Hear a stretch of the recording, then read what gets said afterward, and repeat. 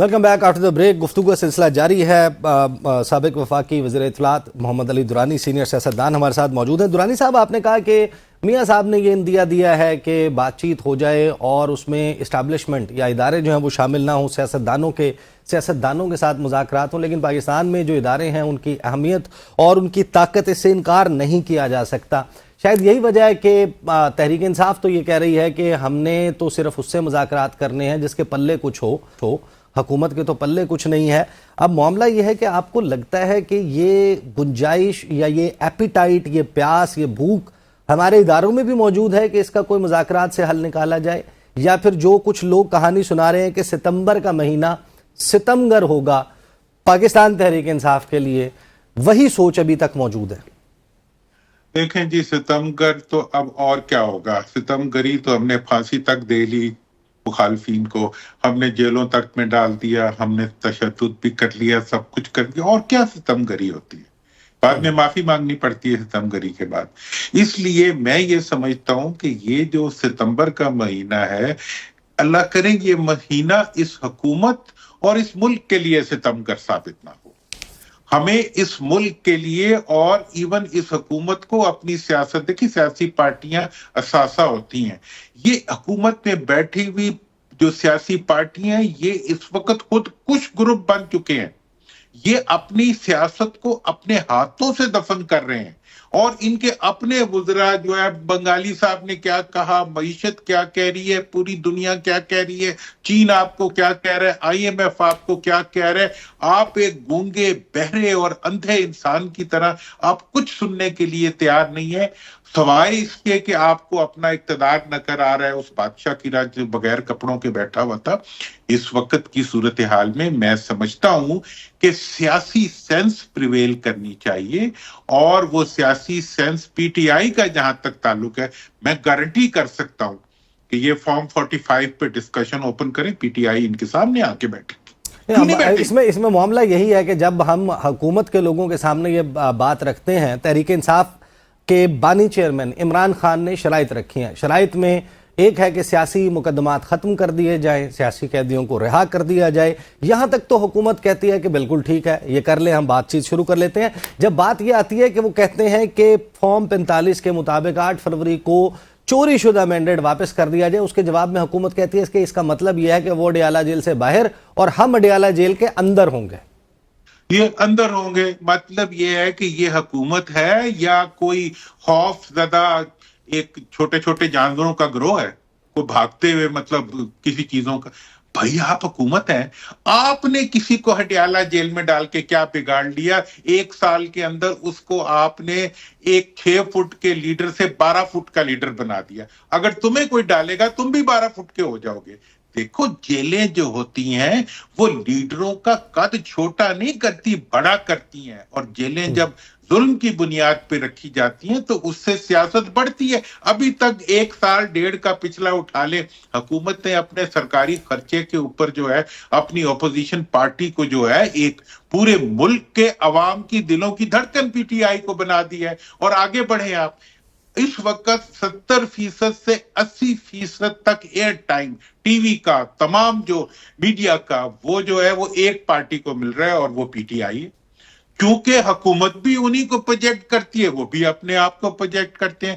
ہر گھنٹہ گھر جو ہے وہ ایک پارٹی بنی ہوئی ہے، ایک فرد بنا ہوا ہے، اس کو 804 کہہ لیں، اس کو عمران خان کہہ لیں، اس کو PTI کا سرپرست کہہ لیں، کچھ بھی کہہ لیں، اور آپ بنا رہے ہیں.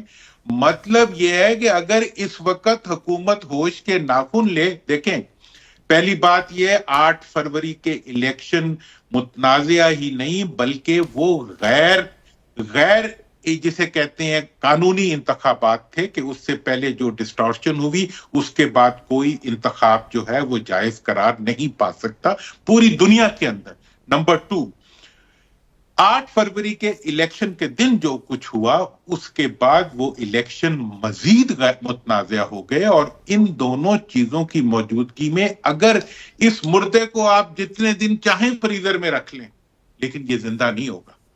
یہ بڑی سٹرونگ ٹرم آپ نے استعمال کی. آپ سمجھتے ہیں کہ یہ جو حکومت ہے، یہ جو اس وقت نظام ہے، یہ ایک مردہ ہے، اور اس کو فریزر میں رکھنے سے صرف یہ یعنی کہ گلے سڑے گا نہیں لیکن اس میں زندگی نہیں لوٹ سکتی. نہیں لوٹ سکتی جناب. یہ اس جانور کی طرح ہے جس کو اگر کنویں سے نہ نکالیں تو کنواں پاک نہیں ہوتا.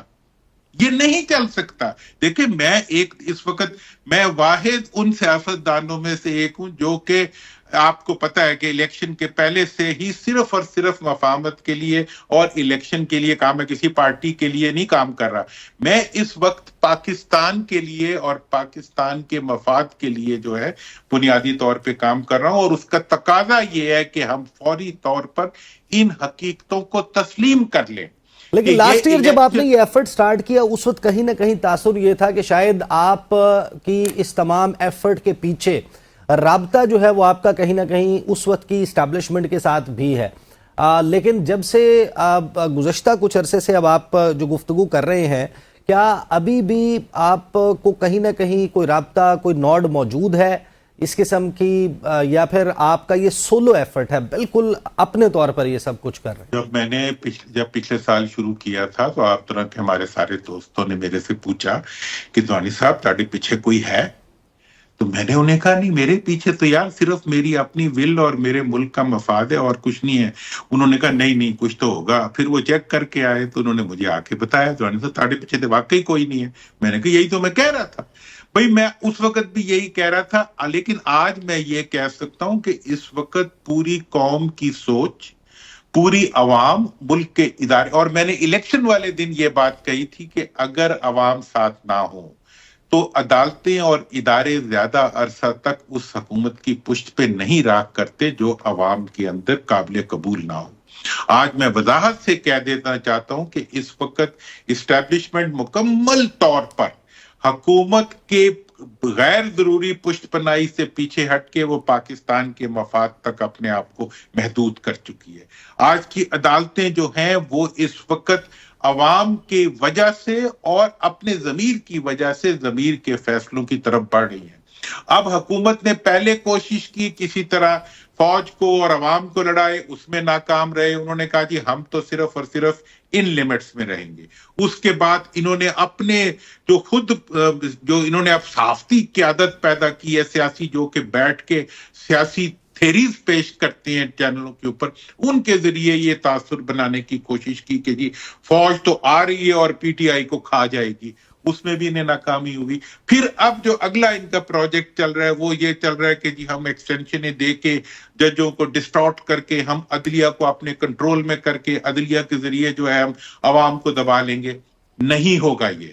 دیکھیں یہ تاریخ کا پہیہ ہے جو آگے بڑھ چکا ہے, یہ خود اس کے نیچے آ جائیں گے.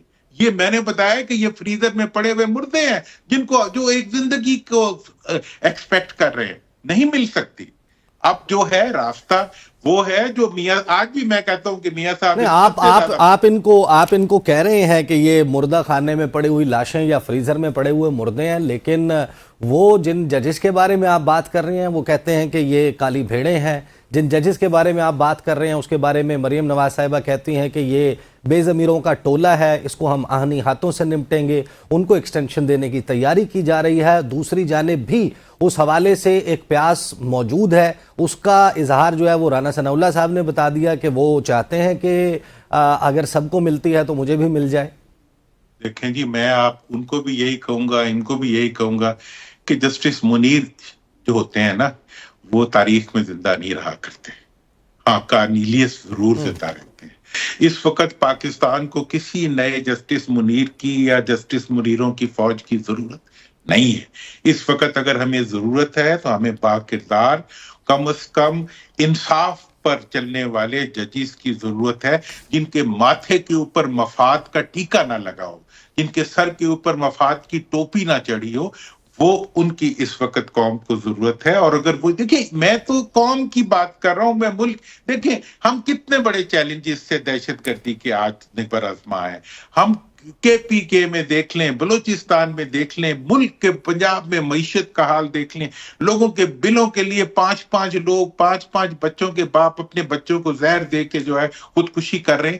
آپ کہاں جا رہے ہیں اور آپ کس کھیل کود میں مصروف ہیں؟ آپ کیوں نہیں ملک کا سوچتے, کیوں نہیں عام آدمی کا سوچتے, اور کیوں نہیں آپ ملکی مفاد کے لیے اپنے ذاتی مفاد کی قربانی دے دیں؟ آج بیٹھے میز کے اوپر PTI भी तैयार है। हाँ, डील नहीं होगी अब।